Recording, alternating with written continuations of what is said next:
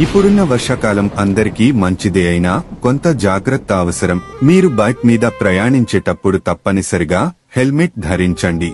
వర్షం కారణంగా రోడ్ జారుడు అవుతుంది. ఒకవేళ కింద పడితే తలకు గాయాలు తగలకుండా హెల్మెట్ రక్షిస్తుంది. అలాగే స్పీడ్ ను తగ్గించండి.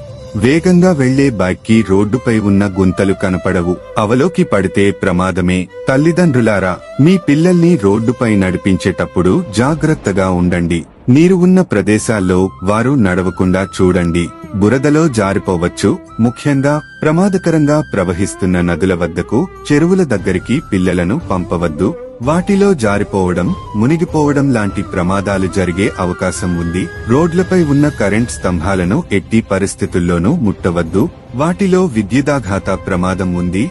ఏవైనా అత్యవసర పరిస్థితులు ఎదురైతే వెంటనే డయల్ 112కి కాల్ చేయండి. మీ భద్రత మా బాధ్యత. పోలీసులు ఎప్పుడూ మీతోనే ఉన్నారు. జాగ్రత్తగా ఉండండి, సురక్షితంగా ఉండండి.